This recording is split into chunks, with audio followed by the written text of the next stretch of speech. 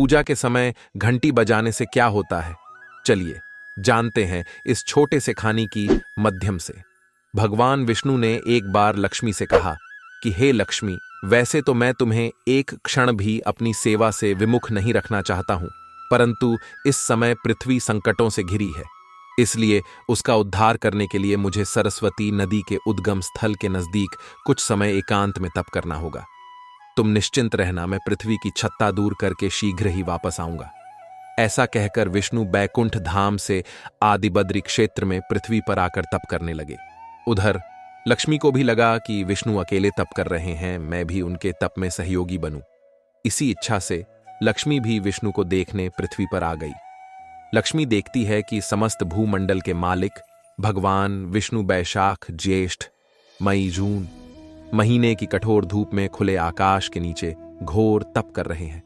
लक्ष्मी यह दृश्य देख न सकी और तुरंत विष्णु के तप करने के स्थान पर एक बद्री बेरी का पेढ़ा बन भगवान विष्णु को शीतल छाया प्रदान करने लगी।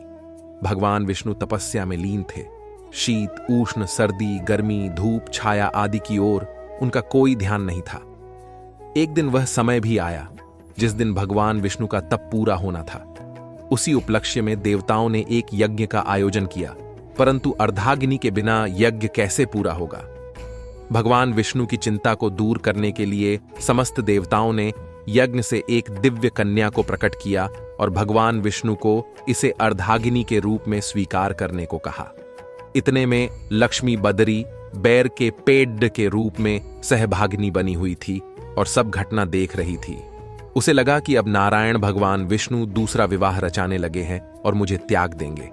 भगवान विष्णु बैकुंठ वापस नहीं जाएंगे। इस भय से लक्ष्मी बदरी बेरी के पेड़ के रूप को छोड़कर अपने असली रूप में प्रकट हो गई। बेरी का पेड्डी गायब हो गया।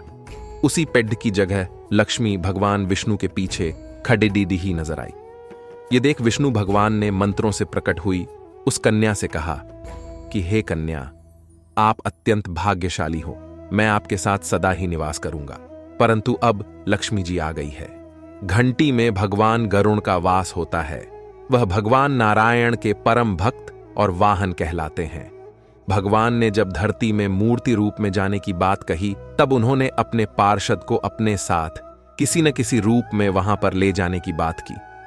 उसी में भगवान गरुण भी वहां पर मौजूद थे। तब भगवान गरुण ने घंटी का रूप लिया। तब से लेकर आज तक वह घंटी के रूप में भगवान की सेवा कर रहे हैं।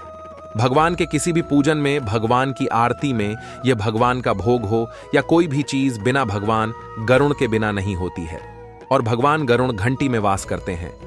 इसीलिए पूजा अर्चना जैसे सभी कार्यों में घंटी का उपयोग किया जाता है और इसीलिए घंटी के मुंह में भगवान गरुण की आकृति होती है, क्योंकि घंटी में उनका वास होता है। उन्होंने कहा कि आपके उपकार को मैं तुम्हें संपूर्ण शक्ति प्रदान करके चुकाऊंगा। आप तत्काल ही यहां से अंतर्ध्यान होकर सामने पर्वत शिखर में निवास करो। वहां तुम्हारी वाव मेरी दोनों की ही दिव्य लाल वर्ण के पत्थर की प्रतिमा में मैं तुम्हारे साथ निरंतर निवास करूंगा। फिर यह स्थान मेरे नाम से न होकर केवल तुम्हारे नाम से ही जाना जाएगा। कलयुग में भक्तों को वरदान देने के लिए माता मंत्रा देवी के नाम से आप सदा ही सुविख्यात होंगी। पूजा अर्चना करने के लिए सभी लोग मंदिर जाते हैं। आपने देखा होगा कि मंदिरों के दरवाजों पर घंटियां बांधी गई होती हैं। आमतौर पर लोग मंदिर के अंदर जाने से पहले घंटियां जरूर बजाते हैं। इसके बाद ही भगवान की पूजा और दर्शन करते हैं।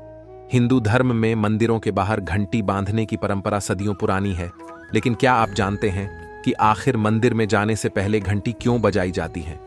पुराणों में बताया गया है कि मंदिर में घंटी बजाने से इंसानों के कई जन्मों के पाप नष्ट हो जाते हैं। कहा जाता है कि जब सृष्टि की शुरुआत हुई थी, तब जो नाद आवाज गूंजी थी, वही आवाज घंटी बजाने पर भी आती है। घंटी को उसी नाद का प्रतीक माना जाता है।